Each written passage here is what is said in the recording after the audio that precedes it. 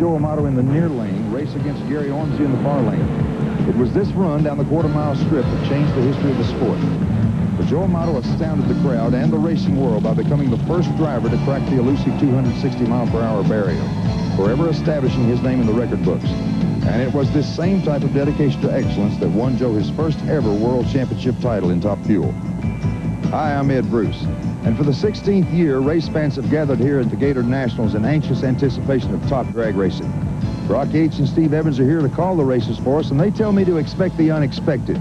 So let's go to them for their thoughts on today's competition. Joe Amato certainly is a very special racer, Ed Bruce. For the second year in a row, he has brought a brand new race car here to the Gatornationals and qualified it in the #1 position. But the reason for this new car is not performance, because Joe's definitely got a handle on that. It's safety. The biggest concern among Top Fuel drivers, just like Indianapolis car drivers, is foot and leg injuries. So Joe, after an awful lot of experimentation and studies, has come up with an aluminum foot box. His legs are contained in this unit in between the chrome moly frame rails. Formerly, this was just open area. The feet were not protected. It's made out of 90 thousandths aluminum. It's very, very strong. It will crush and still protect the driver's legs. So Joe feels very comfortable and very safe in this new automobile. For the Funny Car Story, Brock Yates.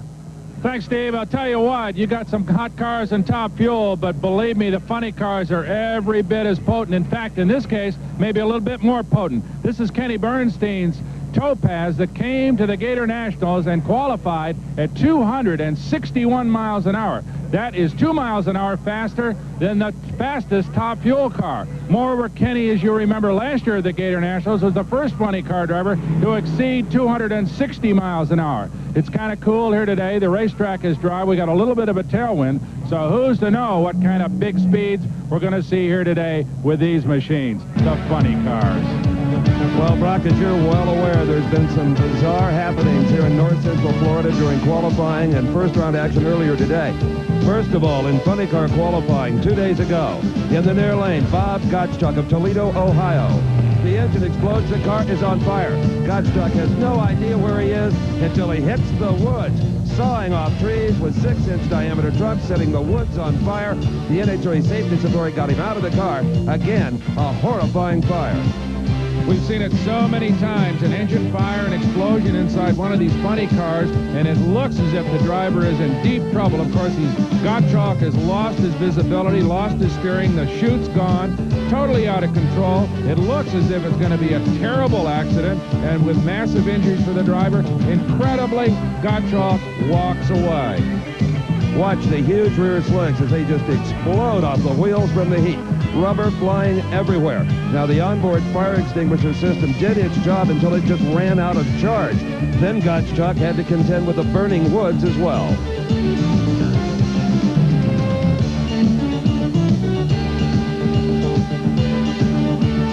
This easily could have been a life-threatening situation. But as it turns out, Bob Gottschalk is back at the track after a single night in the hospital. Well, I'm sure that Bob Gottschalk would be the first man to tell you that the safety requirements in NHRA drag racing are meant for the driver, and it sure paid off for you in that incident yesterday. Yes, it did. I want to thank Simpson Safety Equipment for fine equipment that they do put out. Bob, it's one of the, I guess, drivers fear fire more than anything, and you just came away with some burns on your hands, and that was just where this, as I understand, where the stitching burned away on the gloves? Right. The stitching burned some blisters on my hands, and my thumbs burnt pretty bad where I had to unfasten the seatbelt. But considering the amount of fire and the time you were in the fire, you got to just feel really happy that all that equipment worked as well as it did. Yeah, I'm very happy and very lucky to be here. Amen to that. The main reason Brock Yates is talking to Bob Gottschalk right now is that the NHRA Safety Safari team arrived at that car in 14 seconds from the time the fire erupted. Just incredible. There was also some big trouble in the first round of Top Fuel Eliminator earlier today. Gary Beck in the far lane, two-time world champion from Hemet, California, faced off with defending Gatornationals champion Joe Amato. Amato's car in the near lane is the one to watch. They blast off the starting line side by side, but at the three-quarter mark, watch the car in the near lane. A tremendous supercharger explosion.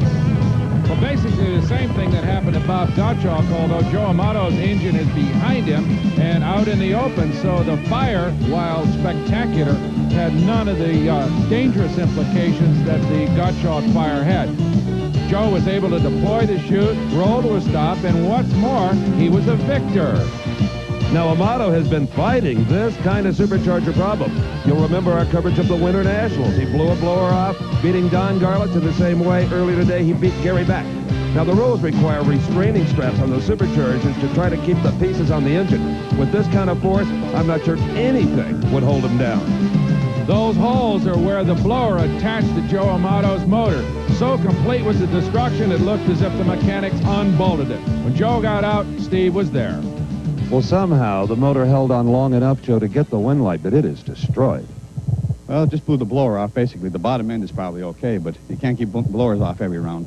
That's the second one this weekend. Yeah, you know, there's something plaguing us a little bit here in the mechanical part of the car. We're going to have to get after it and get it straightened out for the next round. Did you feel you had enough momentum to get there first? Yeah, I thought I pulled away pretty far on Gary, you know, and my plan was to let up on the car and not run it through, but as it turned off, the blower went off before I had a chance. But Joe Amato is victorious in the battle of the giants, but a new motor is going to have to go into this car.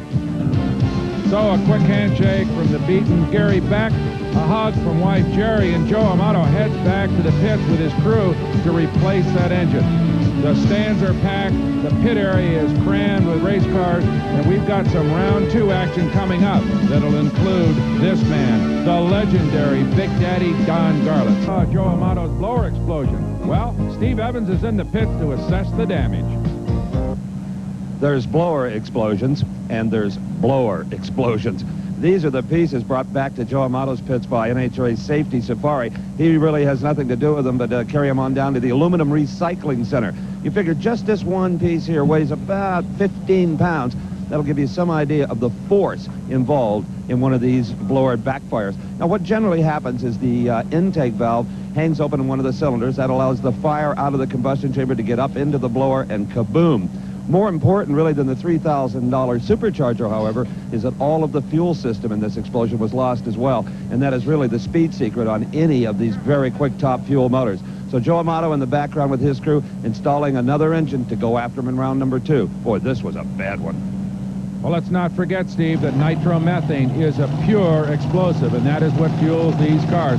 We've had threatening skies, a little bit of rain here, as this man, Big Daddy Don Garlits, fires up his top fuel car for round 2 action.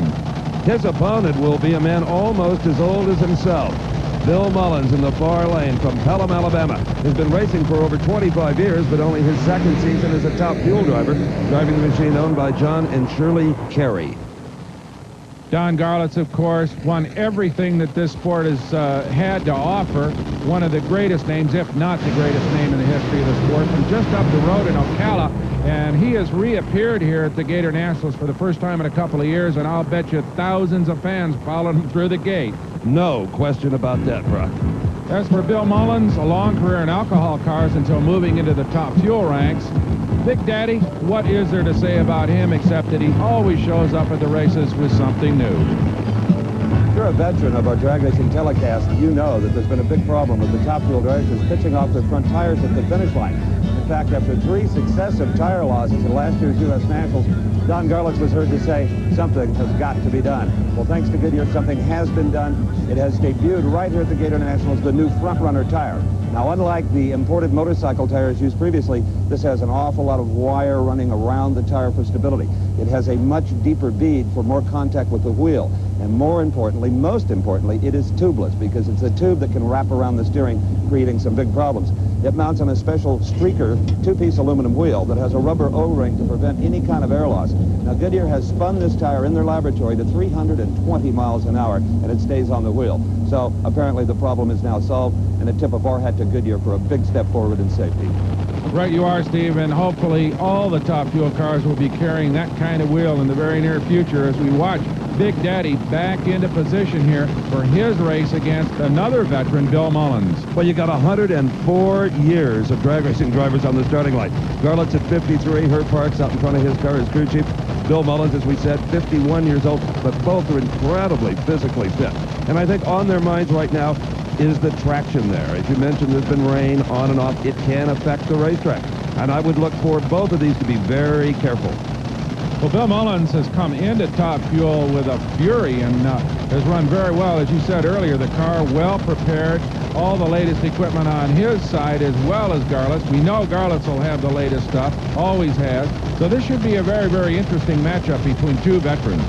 Don Garlett's getting comfortable in the rather cramped cockpit. He's won 23 national event titles, 1 world championship. Bill Mullins in the far lane still looking for that first Top Fuel victory. It's a cool afternoon, taking a while to get these engines up to temperature. And I'm sure, Steve, that it caused some guesswork on the part of the crew chiefs in terms of clutch adjustment and fuel mixtures here. They are off right together. Mullins is sideways. He corrects the car. They are wheel to wheel. Bill Mullins has defeated Don Garlett, but blown his engine in the process. How close can they be? 1/100th of a second. 567 for Mullins to Garlett's losing 568. Well, they call Big Daddy maybe the greatest driver in history, but he was clearly outdriven here by Bill Mullins, who got his dragster sideways just about here, corrected it with, don't forget, about 3,000 horsepower out of control right behind him, and drove on right past Big Daddy to score an upset victory. There you see the margin, a matter of feet for Bill Mullins, and a beautiful, beautiful drive. All right, Bill Mullins, that has got to be your biggest win since going into the Top Fuel category. Without a doubt, without a doubt. I know they'll be going crazy. That's the biggest win of my life, I guess, right there. You know, I won 2 national events, but neither one of them were any bigger than this right here. neither one were in Top Fuel. You had a slight hole shot, and you needed it. It was within inches. Yeah, I wish I could have got a little bit more of a hole shot. Going into the semifinals, and here comes a crew that is delirious. But I have a feeling their celebration is going to be tempered just a bit when they take a look at that engine. A lot of repairs are going to be necessary before round number 3. Brock is with Big Daddy. Don Garlett's checking for damage here. Obviously, the engine has been hurt in that run. Don, tough break. What was it that you think broke in the car? I don't know. It's pushed a gasket out or something. Lost power part way down? Yeah, that was it. Oh, we're sorry we were out, but it was a tough go all the way, wasn't it? Yeah, really. It was a long wait, you know. Yeah. One of those things. Yeah. Good try. Sorry you're out. Okay. Hey, Brock. Thanks. Don referring to the long wait after a shower soaked down this Gainesville Raceway. But it's plenty dry now as Top Fuel round 2 continues. This is the long, sleek car of Gary Ormsby from Roseville, California. He's an automobile dealer and a professional drag racer. Been doing it for about 20 years, but this is only his 2nd year full-time on the NHRA circuit. Now, his competition will be Frank the Beard Bradley from Napa, California. Bradley takes a very conservative approach to the sport, tries to qualify in 1 run. He's a budget racer, not heavily sponsored, but enough to make it to all the big races. And a very experienced driver as well, Steve. These are 2 poised men in these 2 Top Fuel cars. Should be an interesting matchup, about the same level of experience. Ormsby, as you said, in here with a brand new automobile, debuted earlier this year, and a car that has some very advanced aerodynamics on it. Also, it is the longest wheelbase Top Fuel dragster ever built, something over 262 inches from axle to axle. Well, Gary won the Winter Nationals last year and has been in contention in all the big meets over the last couple of seasons, so he is definitely a force to be reckoned with here at the Gatornationals. It is Bradley with the whole shot. Frank Bradley out in front. Suddenly, Bradley's supercharger explodes. Gary Ormsby goes on to an easy win. And here you can see that supercharger just hanging off the left-hand side of the engine. It happened earlier on the track than did Joe Amato's in the first round, so it didn't get off of the car. Let's take a look again. Watch that far lane. Here comes Bradley on the right side of your screen. It looks as if he's got a little bit of a lead, but suddenly it's all over right here. A massive explosion in that nitro fuel system blows the supercharger off, and it's all over for Frank Bradley. So Gary Ormsby goes into the semifinals with a very quick 5.63 seconds elapsed time and a big top end charge at 257 miles an hour. Headed back to the pit area, Bill Mullins and his young son. A lot of work to be done on that car. Motorcraft Gatornationals, Gainesville, Florida. Hi, I'm Brock Yates along with Steve Evans and Ed Bruce. And we have got an all-Michigan matchup, Steve. Indeed, Brock. Top Fuel second round continues. You hear the starter motor whirling, bringing the 3,000 horsepower engine to life of Connie Conrad Coletta, the bounty hunter from Ypsilanti, Michigan. He is up against this unpainted car of Dick LaHaye from Lansing, Michigan. Now, LaHaye's only crew person is his daughter, Kim. And she really is not just an ornament in this pit. She works on this engine along with her dad. They've had a long top row over the years. Campaign this car from coast to coast on a very, very slim budget. But believe me, high respect for Dick LaHaye among the professionals in the top fuel ranks. Oh, absolutely, especially his starting line ability. Now, Connie Coletta, he doesn't care. He'll blow the motor right out of the frame rails to beat anybody. He's just an animal when it comes to drag racing. Well, one of the great characters in this sport. Reminds a lot of people of Chris the Greek Geromasinas and his driving style. Just relentless. Drives the car as hard as anybody. Never gives up until it's over. Can be traced back to the very origins of the sport. Now a wealthy man with his own commercial flying service. Connie Coletta, a great contender. Dick LaHaye and his daughter Kim make their living drag racing, Brock. That's how they support themselves. Sometimes it's beans and sometimes it's filet, depending on the outcome of the race. And I guarantee you, anytime Dick LaHaye wins a big NHRA national event, it affects his lifestyle. Not so with Connie Coletta, who has gone from rags to riches in this sport. In fact, enough so that he can now field in many events a car not only for himself, but for son Scott. So win or lose here at Gainesville, it's not going to cause a whole lot of pressure on Connie's bank book. And Brock, a different approach, too, to the tuning of these engines. Dick LaHaye will run only as hard as he has to. He will gauge the opposition, say, okay, I need a 5, whatever, and that's how he'll tune that motor. He can't afford to be blowing off those $3,000 superchargers like Joe Amato and Frank Bradley have done this weekend. Well, you wonder whether Connie Coletta has backed it off a little bit, too, reckoning that maybe Dick LaHaye is not going to be as massive a contender as some of the other guys here. Well, one thing Connie does know is Dick LaHaye will not be late on that Christmas tree starting system. In fact, these are two of the very best off the line. Looking over the reaction times from the last couple of seasons, they're at the top of the heap. And believe me, that is an art. The idea of launching a 3,000 horsepower automobile weighing about 1,700 pounds is an imposing challenge for anybody. And believe me, anybody that can get off the line without lighting up those big slicks in the back is doing a fine job. All right, the staging process begins. They have a handbrake in the automobile. They release the brake slowly, let the car creep into the dual beams on the starting line. Both lights are lit for Connie Coletta. Dick LaHaye now inches forward. When all 4 lights on the tree are lit, they're off. And the parachute shakes out of Connie Coletta's car. He has no idea right now, probably thinks he blew the engine up. The cars vibrate and they shake, and in this case, shook the parachute right out of the pack. Dick LaHaye goes on to win it. Well, at 562, 252 miles an hour, pretty credible run. Let's take another look at how Dick LaHaye pulled a great upset here. The second we've seen today as Dick LaHaye drives out, as you said, excellent reaction times, but here comes Coletta's chute, and suddenly a massive boat anchor just comes out behind that top fuel dragster and ends it for Connie Coletta. Dick LaHaye goes on to victory. The reaction time for Dick LaHaye was only 0.05 of a second off of that green light. That is very, very good. Coletta, parachute problems or not, probably would have had a tough time beating him. And here is Kim LaHaye coming up with the tools, getting that car ready to head back to the pit area. They will face up with Gary Ormsby in the semifinals, and those two will be only 1/100th of a second apart. Dick LaHaye will have the lane choice because he is the quicker of the two when they get to the semis. Right now, the big question is Joe Amato's new engine as stout as the one that won in round number 1?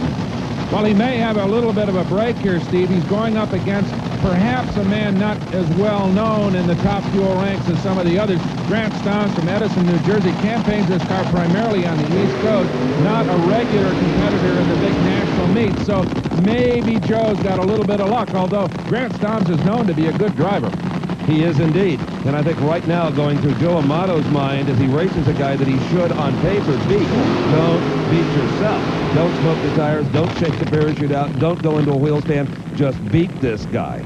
Well, Steve, over the years, we've seen Californians dominate this sport with the exception of Big Daddy, but now a lot of Easterners coming in. Joe Amato, a major speed equipment distributor, over 300 employees in his old Ford plant. Grant Stahns, as we said earlier, an excellent driver, perhaps underrated, could make this a very, very interesting contest. Indeed he could, Brock. Grant Stahns won a couple of division titles years ago, then kind of disappeared from the sport. It's nice to see him back. In fact, I recall at the Spring Nationals about 10 years ago, Grant Stahns drove a top fuel dragster from starting line to finish line, and the front wheels never touched the asphalt. Well, on any given day, as they say in the National Football League, true here as well. And remember, Grant Stobbs has got to be thinking about Bill Mullins, who blew off Big Daddy, and Dick LaHaye, who beat Connie Coletta earlier. So upset is definitely the order of the day here at Gainesville. Well, Grant Stobbs getting himself psyched up to cut a light, because that is his best chance of scoring that upset you're talking about, Brock. If he can get off that starting line first, if Amato sees him out there, he might reel out a little too much power and smoke the tires. A lot of things could happen. Joe Amato getting ready in that beautiful burgundy-colored dragster, perhaps the most finely crafted automobile on the Top Fuel circuit right now, Steve. Indeed, and this is his second new car to debut at the Gatornationals. We talked earlier, he won last year with a brand new car, scoring that 260-mile-an-hour first. As they move into stage, Grant Stobbs in the far lane. Joe Amato, world champion near lane. Grant Stobbs cuts the light. Stobbs with a whole shot, but here comes Amato. No contest to far into the racetrack. Joe Amato, a sizzling 5.52-second elapsed time, even though he eased off to save the supercharger. So the semifinal pairings, Amato versus Mullins. Joe, of course, has lane choice. Gary Ormsby versus upset-minded Dick LaHaye. Now let's go to Ed. Thanks, Brock. Fans who attend an NHRA national event have a chance to enjoy the sport on many levels. They can walk through the pit area and watch the world's best crew rebuild an engine in a matter of minutes.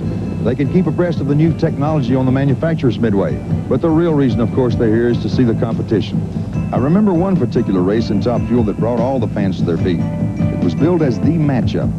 52-year-old Big Daddy Don Garlitz in his black car was in the far lane, and he was racing against three-time world champion Shirley Muldowney in the famous Pink Pioneer car. Without a doubt, one of the longest and most intense rivalries in all of Top Fuel history. It was the first round of eliminations. Garlitz, a Florida native, was racing in his own backyard and was being rooted on by many partisan fans. But the ever-popular Shirley Muldowney had a strong contingent enthusiastically cheering for her. Both cars rolled into the lights and were staged. All the fans were on their feet. Shirley was out first, but then something went wrong with her car. Garlitz pulled away to victory, and the fans went wild. Boy, did they ever, Ed. And we're happy to report that Shirley Muldowney plans a drag racing comeback in 1986. Nationals here in Gainesville, and everybody who loves drag racing will recognize that car. That's the Snake. Don Prudhomme warming up here.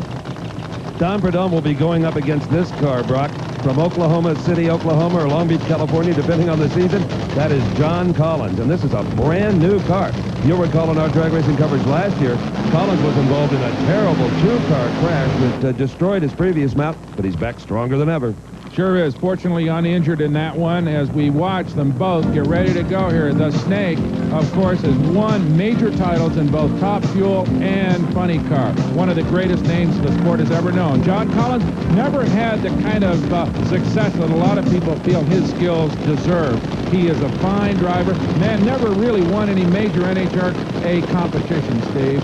No, he hasn't, Brock, and through bad luck, I think, more than anything else. Now, these cars are so sealed up now for aerodynamic reasons that the only way you get any ventilation is to open that escape hatch, as John Collins has done.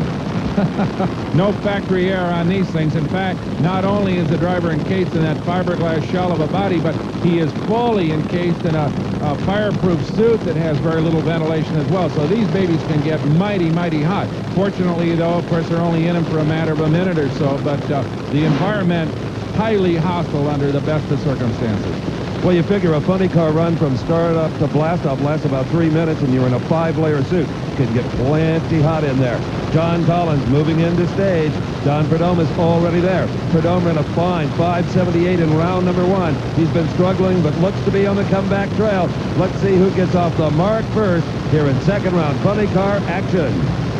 Prudhomme finally makes that last few inches. Collins follows suit. It is John Collins away first.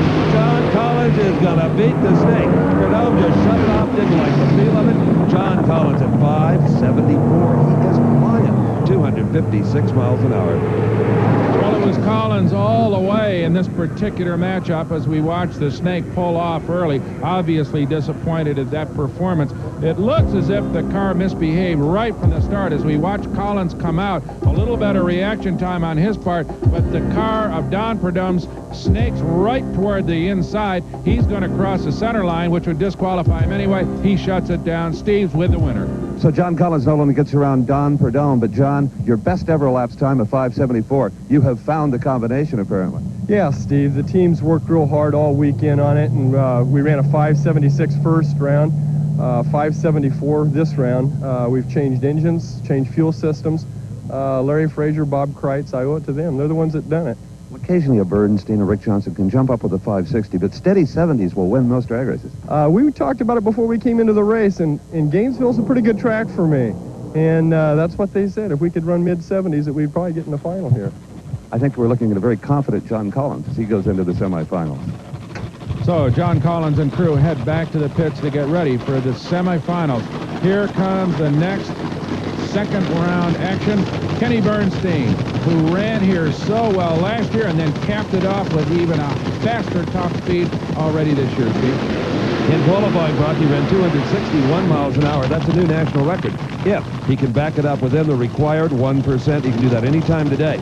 He will be up against a veteran with a capital V from Minneapolis, Minnesota. This is Tom Hoover, who has backed off his drag racing career just a little bit to pay more attention to the family wheel alignment business in Minneapolis. But nobody misses the Gatornationals. It's just a fixture this time of year. Well, Tom Hoover, like Don Perdome, started in top fuel cars and then moved over to funny cars and became very successful there. So he is used to big horsepower, as is this man, Kenny Bernstein. Won about it all, except never has been world champion in funny cars yet. Tom Hoover from the Minneapolis suburb of Maple Grove is lucky to even have his old warhorse on the starting line. Look in the far lane. That was in earlier Gatornationals qualifying. Hoover on fire, but not nearly as intense a fire as we saw with Bob Gottschalk. It went out. It was strictly an oil fire, no fuel involved. I talked to him about all the work to get it back. Well, Tom, you and your crew had a bit of work to do after the fire in qualifying.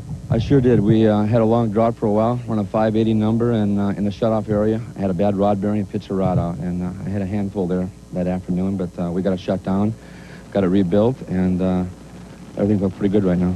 Did you use the onboard fire extinguishers in that incident? Oh, yeah, I did. I mean, I've been in there before, and it's not the first time. I had them out, and I got the car stopped, and luckily I didn't hit the body at all, so we're still in business. Well, actually, the body looks in perfect shape, so Hoover got that all sorted out, and let's hope the engine is in as good a shape as the body after it survived that bad little fire.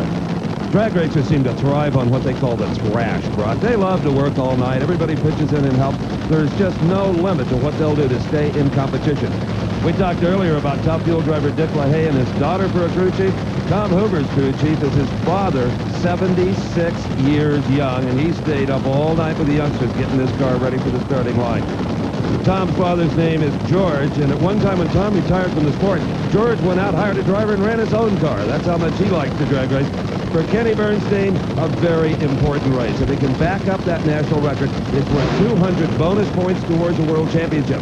Bernstein, who finished number 3 in the world last year, wants that title badly. He has just totally dedicated himself to winning the NHRA world title in the funny car ranks. Spent an enormous amount of time in the wind tunnel so far this season. That car, perhaps the most aerodynamic of all the funny cars right now, Steve. Absolutely, the most advanced funny car on this planet.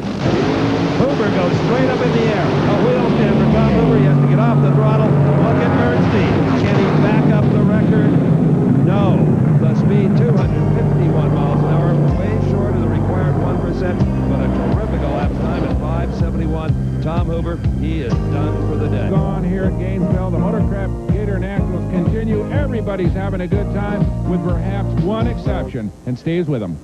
I know after a great 5:78 in round number 1, Don Perdome, you went to the starting line with high hopes in the second round. Yeah, I sure did. We really thought we had things under control, but that's part of drag race. You know, it's a different day, and apparently we didn't catch it right or something, and we're tearing it down right now to see what's going on.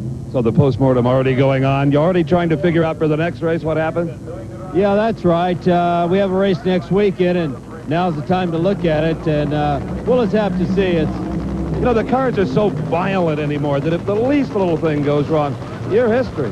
Well, that's right. You know, so much horsepower, and you're trying to put it to the ground, and the fuel systems are very, very complicated. You know, we've been struggling with that for a long time, and apparently we're still struggling with it. Well, let's hope you find it quickly.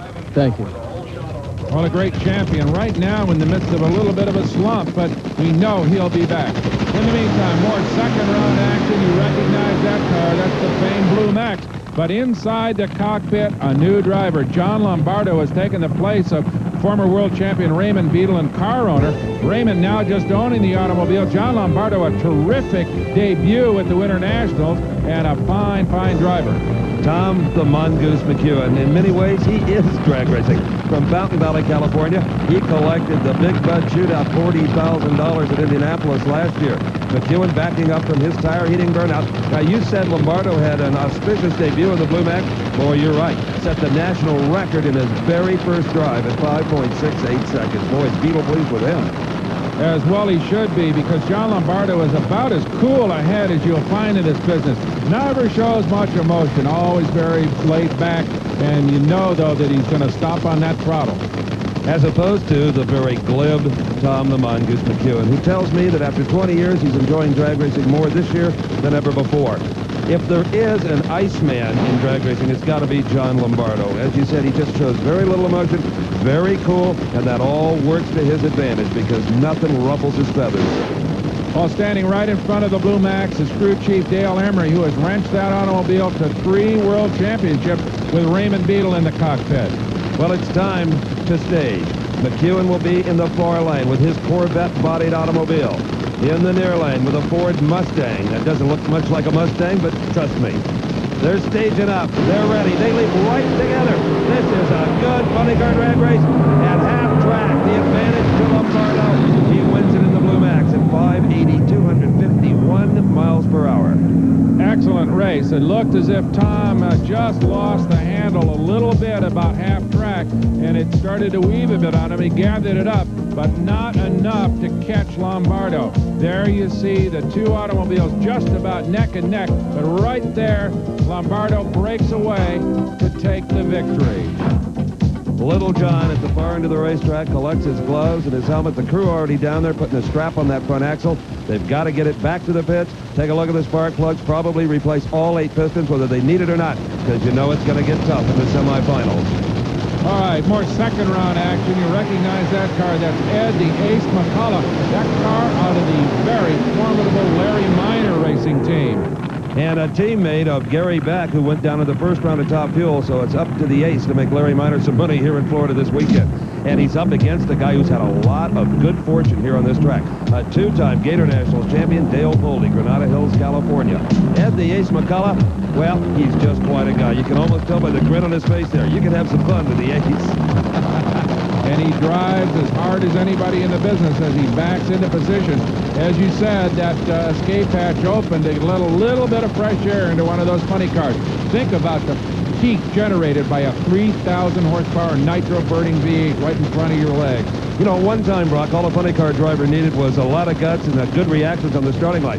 Perdome describes driving one of these things now like being an astronaut. There are 4 and 5 different levers in the car. You rich in the fuel system, you lean it out. At half track, if the guy's ahead of you, you go for another lever to make horsepower, even if it burns the motor up. There is just so much to do in these cars that guys are making mistakes that never made them before. What's more, Steve, you got to shift gears at about half track. Remember the old days when it was a direct drive? So all you had to really do is stomp on the throttle and point it toward the finish line.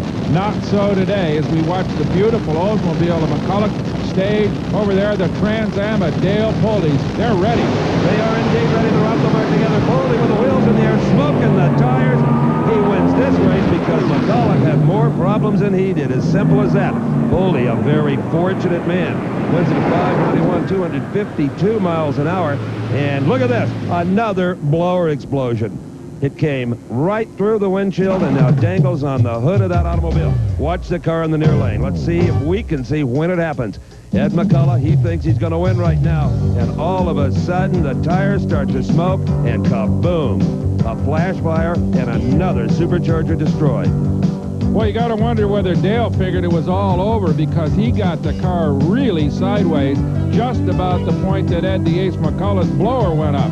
So Poldy here does a fine job of driving, gets back on the throttle and straightens it out and drives on to victory.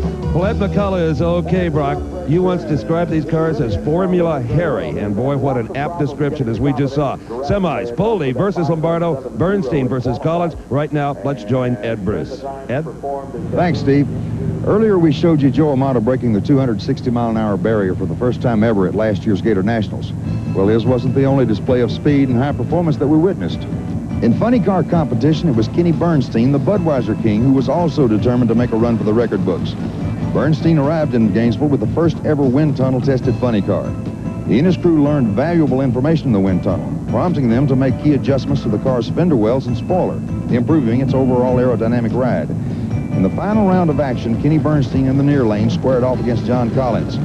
Collins was staged first, and Bernstein inched his way into the staging beams. Then both cars were off. It was a very close race, but Bernstein was a little in front at the finish line. It was Bernstein with a win and an incredible 260-mile-per-hour run. His crew and the fans erupted in celebration. Kenny Bernstein became the first funny car driver to top the 260-mile-an-hour mark on his way to the Gatornationals Championship. Field dragsters and funny cars are getting ready for the semifinals. It is pro stock time. And Brock Yates, these cars can be the most difficult of all to drive, as a man named Harold Denton demonstrated during qualifying earlier in the Gatornationals. Watch this as Harold goes for a ride.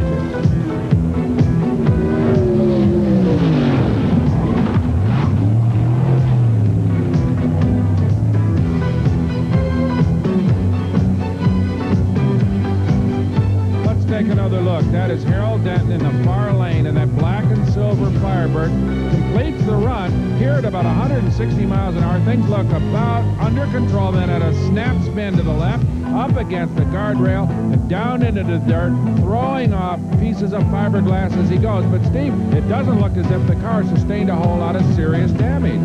It looks a lot worse than it really is, Brock. You see the front end fiberglass flying away. The deck lid will now leave the automobile.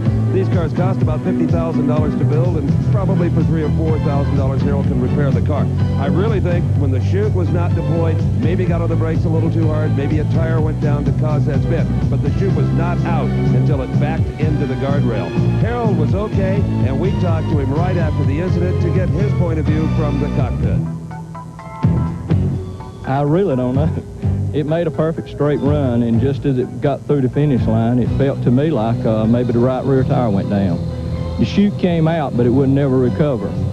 It began to get a little crossways, and I got it back 2 or 3 times, and then next thing I knew, it was going around. So Harold, when he sees the videotape of that crash, will realize the chute was not out until the car was backwards. This could have been the culprit, that flat right rear tire. Okay, let's go to second round pro stock action here at Gainesville. That beautiful 84 Thunderbird at the wheel.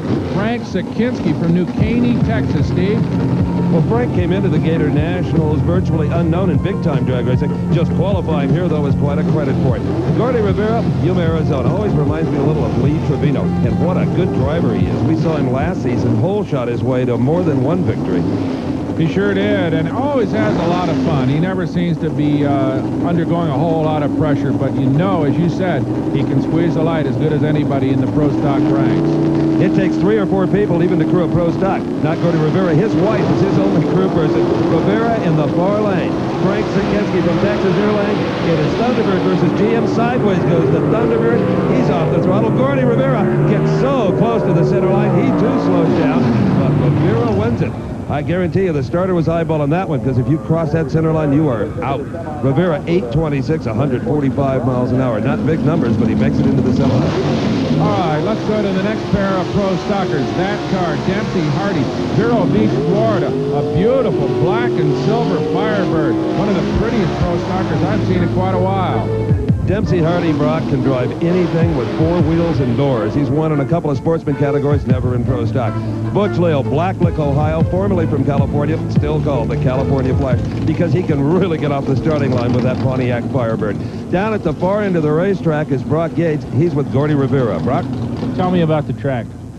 Well, the track, the conditions at the starting line look real good, but it's out farther out, it's a little loose. That's where it's happening. Well, I'm sure that you get some rubber down, and you'll be a lot better as the next round. It's coming out pretty good now, so it should be start heating it up. All right. Good job anyway. Win them any way you can, right? Thank you. A very track-savvy comment with Gordy Rivera. The sunshine indeed will heat up that racetrack for better traction in the center of the track. Right now, it's time for a pro stock battle between two Pontiac Firebirds.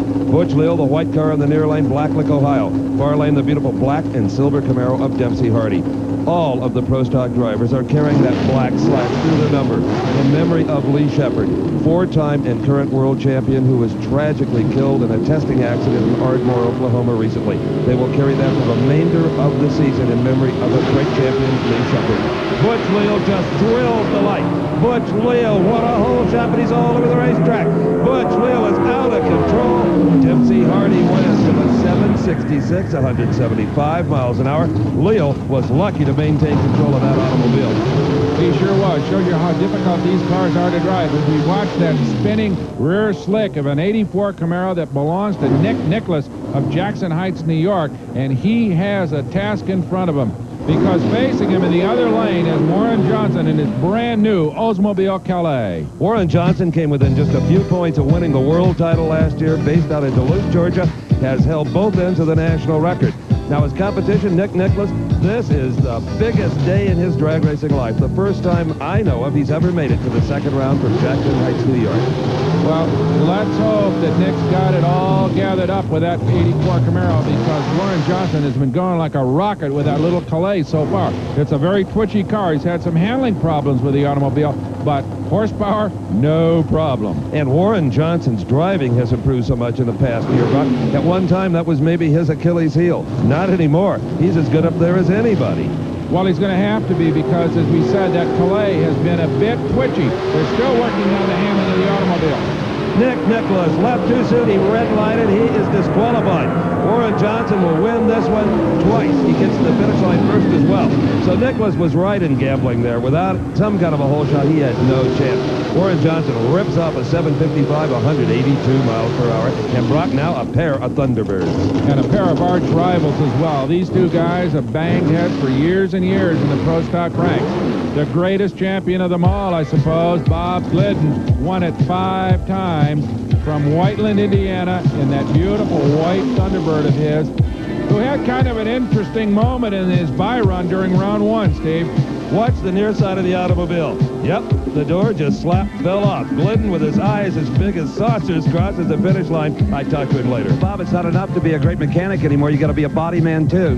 We had a bad break. We had a door leave us, I guess must have been about half track. We had I think I got in the wrong tracks and got in some pretty violent shake. And apparently the door blew off the hinge. Well, a spare door is not something you would normally carry, so what now? Well, if we don't piece this together, Ricky Smith will probably loan us a door, and the lines might not, the colors might not match, but I think we'll get a door one way or another. Good luck. Well, in fact, Bob got his own door repaired in time to go up against this man, Frank Iaconia, Totowa, New Jersey, who's just started to run Thunderbirds this year, Steve. That's right. He's won the Gatornationals several times with a Chevrolet, but he could see the handwriting on the wall. Glidden had so much horsepower, he wanted a little of it, too. But research-wise and development, Glidden's so far ahead of the other Thunderbird racers, it's pathetic in some ways. Now, Frank Iaconio, only his second race. With that red Thunderbird in the near line. What a great start by both drivers. But Glidden's car outlaunches Iaconio, outruns him in the middle, and on the other end, it is Bob Glidden going into the semifinals. Florida. That is Joe Amato's crew chief, Tim Richards, putting the finishing touches on that big Hemi engine for the Top Fuel semifinals. Right now, Brock Yates is with one of the prime movers in this sport of drag racing. I'm with Dallas Gardner, the president of the National Hot Rod Association, and while the fans behind us are a strong indication of what goes on in a major NHRA meet, there's much, much more to putting together an event like this. And Dallas, I guess, in the case of the Gatornationals, the city of Gainesville, Florida, has a massive impact, and you on it when you come down here. Well, Brock, that's true, and there's really something special that we have with the city of Gainesville that I'm not sure that we enjoy with many of the other cities where we go. Since we bought the facility and are a landowner, we're a part of the community here, and the Chamber of Commerce and just generally all of the people of Gainesville truly support the Gatornationals. I think they enjoy what we do in motorsports, but they also just enjoy being a part of, I think, what we bring to the community also. Well, I'm sure, Dallas, that not only is it a massive source of pride for the city, but I would think it would be a big economic boon as well. It has a very significant economic impact to the city and to Alachua County here. The chamber did an economic impact study, and they've estimated that the effect is about $6.5 million on the area, and they use a multiplier effect of some $16 million, and obviously that's significant. So anybody that says that motor racing isn't a big business or isn't a major economic factor in a lot of areas around the country is just flat wrong. $16 million wrong. All I know is you can't get a motel room for about 75 miles. Funny car, semifinals, you're looking at the nose of John Collins' car. He ran very well in the second round to get this far. And how about Kenny Bernstein looking to back up that 261-mile-an-hour potential national record? Collins moving forward. Bernstein is awaiting him. On paper, it would appear that Bernstein might have the better of it, but let's not forget that Kenny's had some problems with the steering all weekend, and it may not be sorted out yet. That could be a factor in this race. It could be. John Collins is the last to stage. Starter Buster Cap sends him on their way. It's a good lead. Collins is sideways out of the race. Bernstein straight as a string. Kenny Bernstein wins it. And how about this? He was trying to get the speed record. He accidentally got the national elapsed time record. 5.64 seconds. He has a previous run that will back that up within the required 1%. So he got 200 bonus World Championship points he didn't even count on. Very, very interesting, and he was looking for top speed. Didn't get that, but he's still got a chance because he's headed into the finals. Here comes John Lombardo. Now, let's go to Steve with Kenny Bernstein. Well, Kenny Bernstein, you've been trying to back up that speed record. You didn't do that, but you set a leg on the elapsed time record. Low ET of the entire Gatornationals, 564. Well, super. Yeah, we're going for the mile per hour and will we get the ET, but like I said at the beginning, the win's the important thing, and we get the Budweiser Motorcraft card in the record book. That's great. Oh, hats off to Armstrong and the crew. They did it. Well, that was a picture-perfect run from our standpoint. What about from your standpoint? It was real good. It was loose in the middle of the race course. When I shifted the car, it really got loose and moved over towards the center line. But that's just the way it is. It still made it through, so it was a nice run. All right, let's go back to the starting line and see who Kenny Bernstein's opponent will be in the finals of the Gatornationals. Well, Steve, if little John Lombardo and the Blue Max crew need extra incentive, it's that because Kenny took the ET record away from them that they set earlier this year at the Winter Nationals. Dale Pulte, he just wants to do it. He's won here earlier in his career. He no doubt would like to repeat. So this will be Pulte versus John Lombardo in the Blue Max. Couple of very capable drivers in first-class equipment. This could go either way. Pulte with the wheels in the air again, only this time not able to totally recover. There's little John Lombardo in the Blue Max. 5.76 seconds, 255 miles per hour. Pulte's losing 594. Well, this drag race was over almost before it started because Dale Pulte came off the line a little bit too hard, got the wheels off the ground. In the meantime, little John Lombardo just squared up and drove all the way down the drag strip, straight as a string to win it by maybe 6 or 7 car lengths. Here you can see the wheels plainly in the air. Now, he didn't want to lift, but when they crashed down, it unloaded the rear tires and they went up in smoke. So the funny car final will be a beauty. Kenny Bernstein versus little John Lombardo, both cars from the state of Texas. Okay, let's go back to the pro stocks and some semifinal action. That is Bob Glidden. Notice the door all back in place. Never know it fell off on the racetrack just a couple of races ago, Steve. No, you certainly wouldn't, and I'd guess Anna Glidden probably had a lot to do with the way that door looked. She takes great pride in the appearance of their cars. So Glidden getting loose behind that steering wheel. He is up against that gorgeous black and silver car of Dempsey Hardy. Now, Hardy is in tough here, and he knows it. Taking his time, trying to put a little pressure on Glidden. Oh, and it's Dempsey Hardy that succumbs to the pressure. A red light in the lane of Dempsey Hardy. He is disqualified. Bob Glidden will go into the final round at 7.57 seconds. Fell off just a little bit. 184 miles per hour. How many times we've seen it before when the guys have to go up against either Glidden or Johnson and they squeeze the light too hard. But it's the only way they can beat him, really. But not so with Gordy Rivera. I would say he can face down Warren Johnson in terms of driving skill and raw power, perhaps. I would tell you, off the starting line, there's few any better than Gordy Rivera, and he doesn't get the credit that he deserves, Brock. We saw it a couple of times last year. He beat the best with hole shots, running slower elapsed times. Remember, the lanes are independently timed. The clocks don't start till the wheels leave those electronic beams. Now, Johnson, he's ready. He'll be bringing the RPMs up as soon as he sees that Gordy Rivera is ready. They bring him up over 8,000 and slide their foot off the clutch. A perfect light for Gordy Rivera. You can't do it any better than that. A perfect light, but it's not enough. Warren Johnson blows by him at 755, 184 miles an hour. But to Rivera's credit, a perfect leave. Well, he couldn't do any better than that at the start, but it was big horsepower by this man, Warren Johnson, that pulled it out and sends him into the finals against Bob Glidden. Motorcraft Gatornationals, top fuel dragsters, semifinal round. That is Bill Mullins of Pelham, Alabama. John and Shirley Carey that own this car had a lot of work to do between rounds to make the call, but here they are. This car has a tremendous top-end charge. If they ever get the elapsed time dialed in, it could be a world beater. This is the world beater. Joe Amato, the world champion, as a matter of fact, looking to make it 2 Gatornationals in a row. And I'll tell you what, Steve, I'll bet you there's a little matter of pride here with Joe Amato. You know, Kenny Bernstein set the top speed record of this meet in a funny car. Came very close to equaling Joe's all-time speed record at over 260 miles an hour.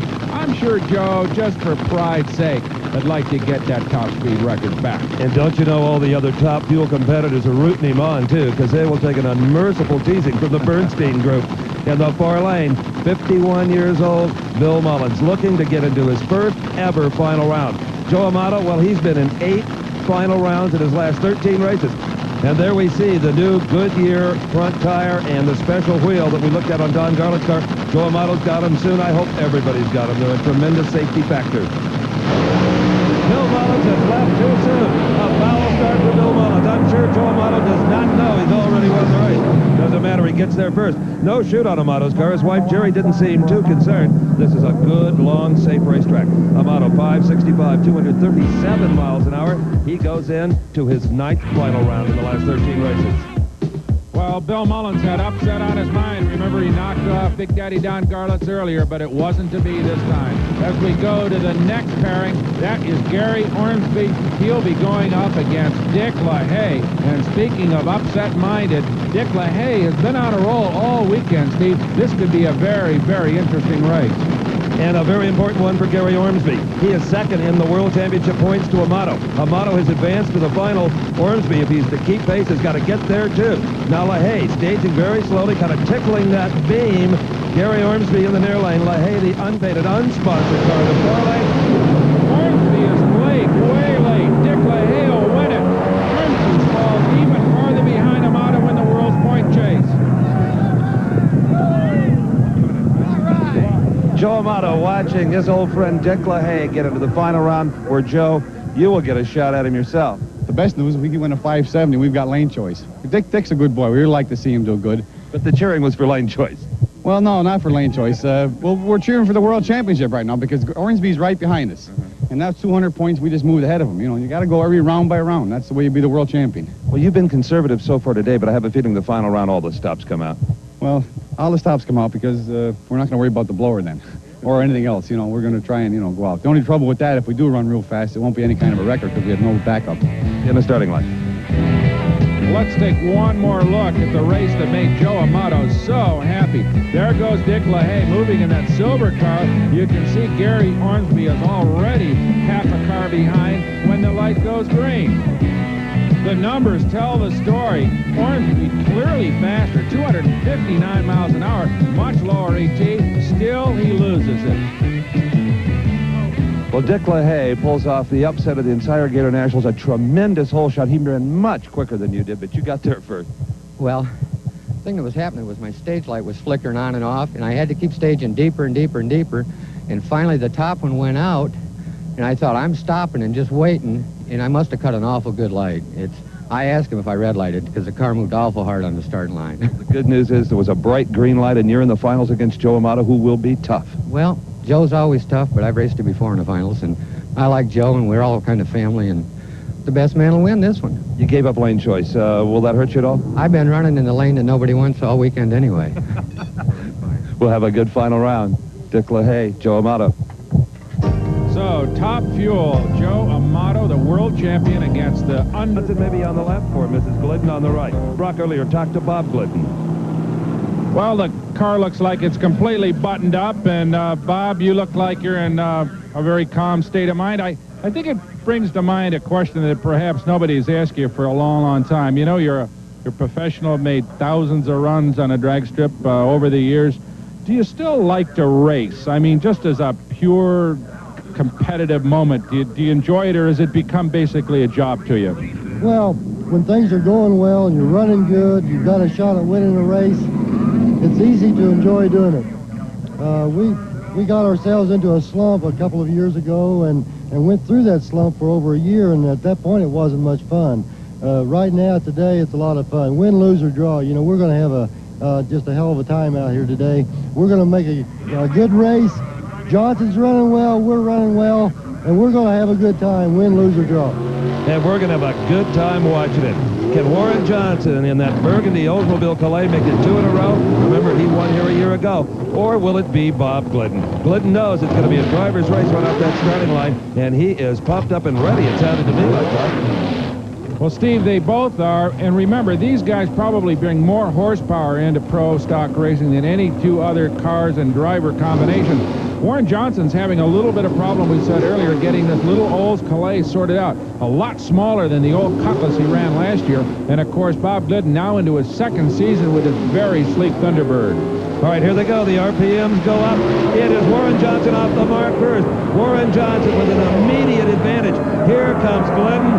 No, Mrs. Johnson will make out that deposit slip. And look at the speed.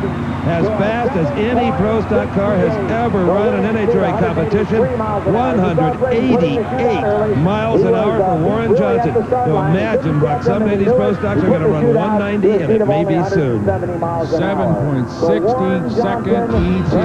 A marvelous race. Very, very close all the way. Warren Johnson, though, out just a little bit ahead and never gave that lead up. Bob Glidden gave it all he could, but it was Johnson at the end. A classic pro stock race between two of the great champions. As you see, Warren Johnson crosses the line about a half a car length ahead of Bob Glidden. Let's go to the winner. Warren Johnson wins his second consecutive Gator Nationals, and you won it all the way. You were off the mark first, and it was really not a contest at the finish line. Well, I liked to win the race, but it was kind of disappointing because I didn't run another 55. So. But this race is a really significant one for me. Like I said before, I've never won 2 NHRA consecutive races, and I really have to say this race belongs to the crew just as well as it belongs to me, because the fact that they prepared the car well, which is an example of the 55 runs. A consecutive car is a consistent piece, and all I have to do is sit in and drive it. And the fans go and watch the funny cars and the top fuel drags, just how hard they work on those cars at the races. All your work really takes place at the shop, 80-hour weeks.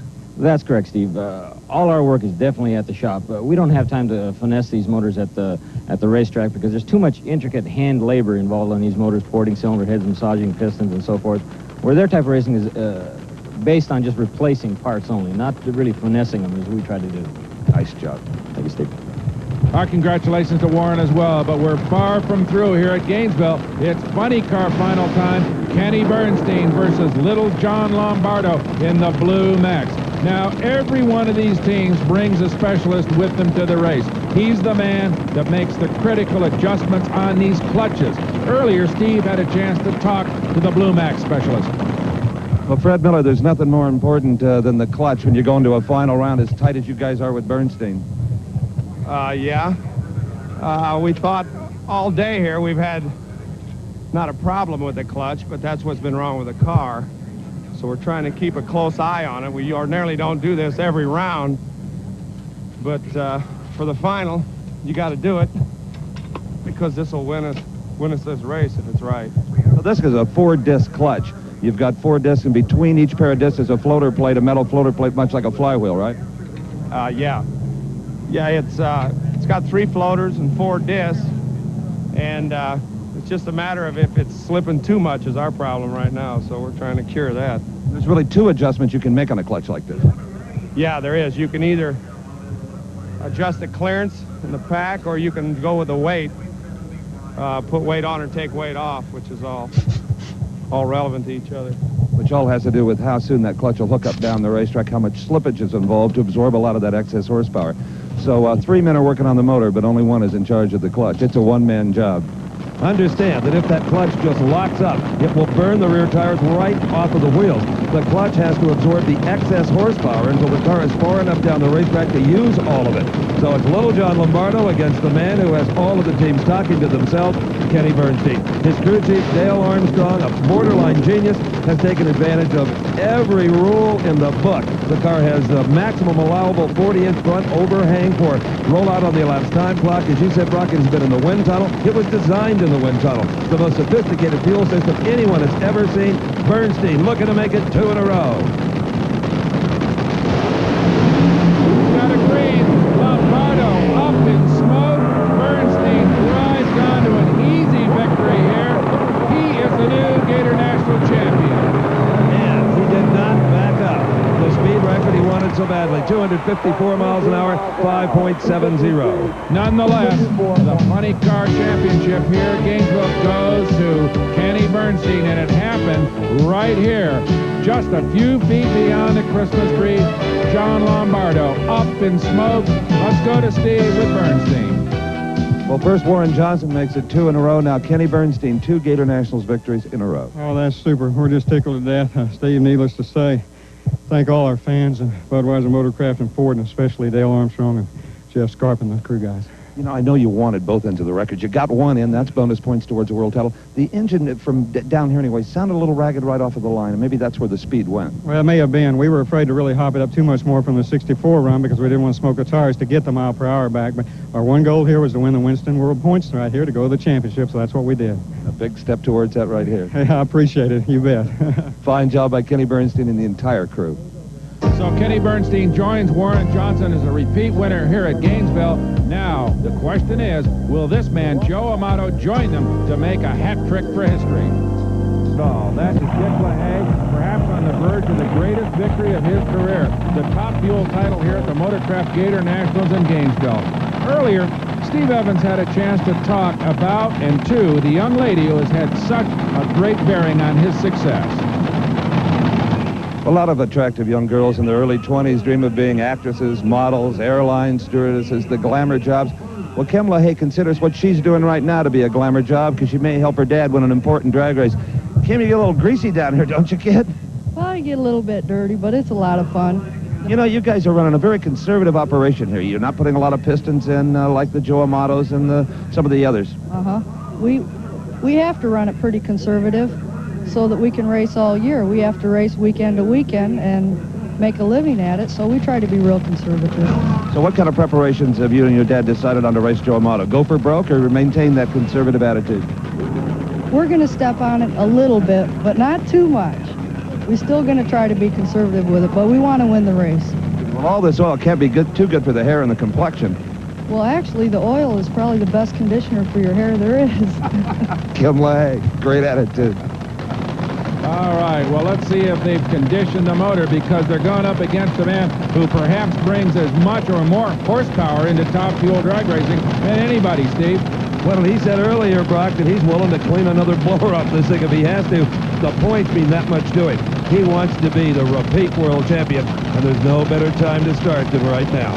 And on the other hand, Dick LaHaye has to watch his pennies.